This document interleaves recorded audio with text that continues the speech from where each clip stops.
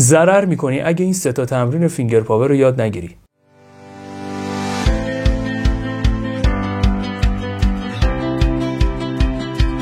دوست من توی یکی از ویدیوهای قبلیم 3 تا تمرین فینگر پاور رو گفتم که اونا هم تمرینات بی‌نظیری هستن. لینکش اومده روی صفحه، حتما اون ویدیو رو هم تماشا کن. توی این ویدیو میخوام 3 تا تمرین بی‌نظیر دیگر رو بهت یاد بدم که این 3 تا تمرین لولشون خیلی بالاتر از اون 3 تا تمرین قبلی هستش. آخر این ویدیو میخوام یه نکته خیلی خفن رو بهت بگم که خیلی بهت کمک میکنه. بریم برای تمرین اول. تمرین اول، ببینید دوستان، ما تمرین از سیم 6 شروع میکنیم. همون فرم انگشت گذاری 1 2 3 4 رو یک بار رو سیم 6 میزنیم، بعد بالعکس میایم سیم 1، بعد دوباره برمیگردیم بالا رو سیم 5. اینجا دوباره 1 2 3 4 میایم رو سیم 2 1 2 3 4، بعد میایم رو سیم 4 و در نهایت سیم 3.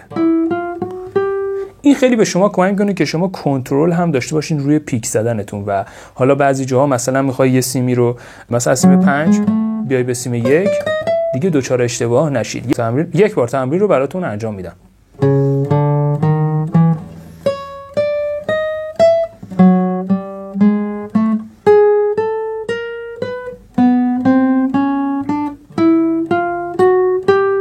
تمرین فینگر پاور دوم.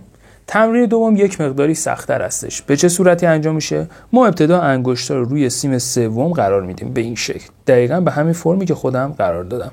یک بار با انگشت 1، با تمام انگشتا باید دونه دونه این کار رو انجام بدید. اول با انگشت 1 بار سیم 5 رو میزنیم و بعد میریم سیم 2. بعد سیم 6 رو میزنیم و میریم سیم 1. و همین کار رو برای انگشت دوم و ما بقیه انگشت 3 و 4 رو انجام میدیم. یک بار تمرین رو براتون انجام میدم.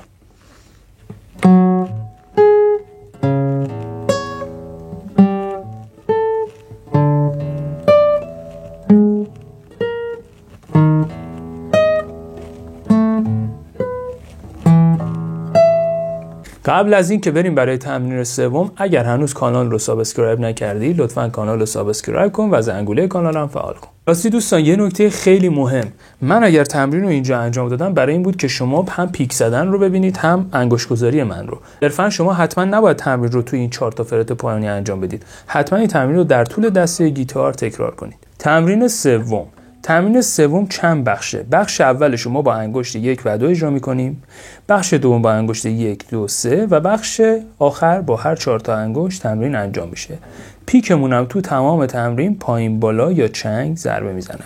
یک بار تمرین رو براتون انجام میدم. ببینید ما انگشت 1 2 میایم پایین، نگاه کنید به این شکل.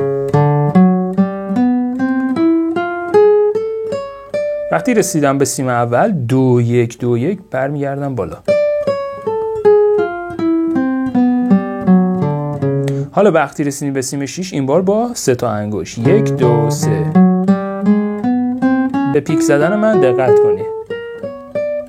بعد دوباره 3 2 1 برمیگردم بالا.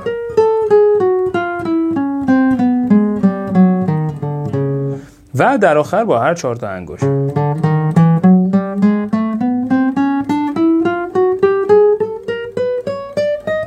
بعد 4 3 2 1 برمیگردم بالا.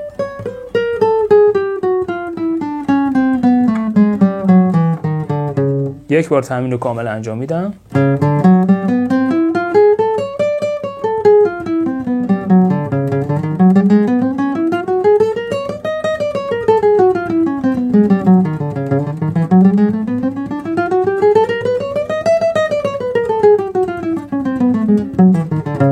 دوست من اگر تا اینجا از دیدن این ویدیو لذت بردی لطفاً این ویدیو رو لایک کن و برای دوستان خودت بفرست. دوست عزیز، نکته خفنی که گفتم اینه، به هیچ عنوان این تمرینات رو دست کم نگیر. تمرینات فینگر پاور خیلی مهمتر از اجرای آهنگ ها هستن. با تکرار این تمرینات و انجام دادنشون به صورت روزانه شما میتونید انگشت گذاریتون رو خیلی تقویت کنید، سطح ملودی نوازیتون رو بالاتر ببرید و اینطوری هستش که شما میتونید یه نوازنده خوب و کامل بشید. این ویدیو هم به انتها رسید. امیدوارم از تمریناتی که تو این ویدیو آموزش دادم استفاده کنید و بهترین نتیجه رو بگیرید. دوست عزیز، اگر هنوز کانال رو سابسکرایب نکردی کانال رو سابسکرایب کن.